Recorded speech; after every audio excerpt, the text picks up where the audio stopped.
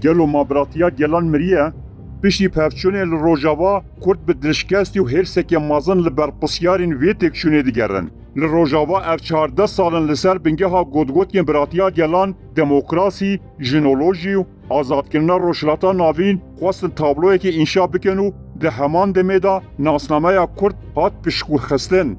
Di dawiyê de ew kesên ku ji wan re digotin bira, cenazê Kurda ji avahiyan avêtin, malên me talan kirin, goristanên me xerab kirin û berê çekê xwe li hevsengerê xwe yê Kurd zivirandin û ew şehîd kirin. û Kurd biratiya gelan ji ber karaseta ku qewmî berpirsiyar dibînin. Wan mirina biratiya gelan bi tabûtekê ragihand. Lê dîsa jî kesayetên mîna Aldar Xelîl, Salih Müslüm û kadroyên PKK hîn jî dibêjin xetta biratiya gelan rast bû. Em ê li ser vê xetê bimeşin. Ji ber vê yekê gelo Kurd hîn jî dibêjin bijî biratiya gelan, an jî ew ê bibêjin biratiya gelan miriye. Na, ne her du jî. Ji ber ku pirsgirêka Kurdan mafên neteweyî ne. Mafên neteweyî û biratiya gelan tiştên jêk cuda ne. Ew li cihê hev nayên guhartin.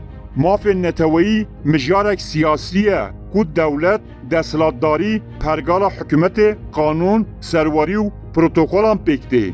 Lê belê biratiya gelan helwestek ehlaqî ye, xwestek e, ne têgihekî siyasî ye di zanista siyasetê de. Qanûn ji gelan re nabêjin ku bibin bira. Ji bo gelên ku mafên wan ên neteweyî nayên naskirin, statûya siyasî pêşît tê, paşê biratî.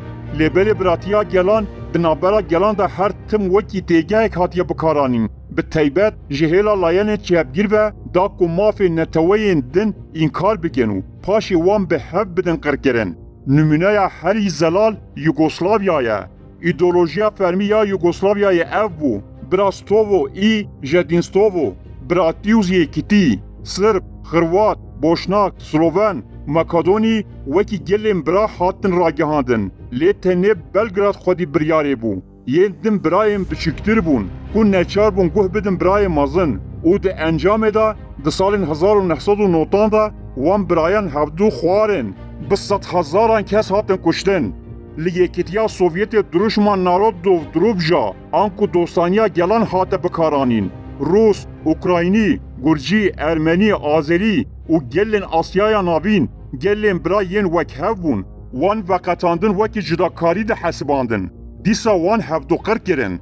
Gelên serdest vê carê xapînoka biratiya gelan li ser Kurdan dimeşînin û ev bi rêya Abdullah Öcalan tê kirin. Paradigmaya neteweya demokratîk a Öcalan dibe sedema windabûna Kurdan wekî neteweyek, entegrebûna wan bi netewdewletên dagirker re û qebûlkirina serdestiya Kurdan bi têgehekî wekî demokrasî, biratiya gelan û jinolojî wan mijûl dikin. Öcalan bi paradigmaya xwe bêdewletbûna Kurdan rewa dike û Kurdan bê Kurdistan dihêle. Bi salan dema ku ji rêberên Rojava de hat pirsin hûn çi dixwazin? Li şîna daxwazên berbiçav ên wekî federasyon, otonomî, xweserî û her wiha wan daxwazên nesiyasî pêşkêş kirin û di encam da tu destkeftên siyasî çê nebûn. Biratiya gelan ne xelet e. Ji hêla ehlaqî ve pêdivî ye ku rêz li mafên gelên din werin girtin.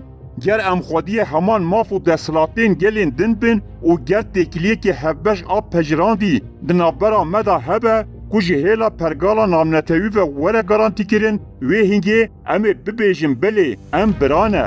Ger maf an statûya me tune be, wê hîngê em nebirane. Tenê em mişextî û penaberin.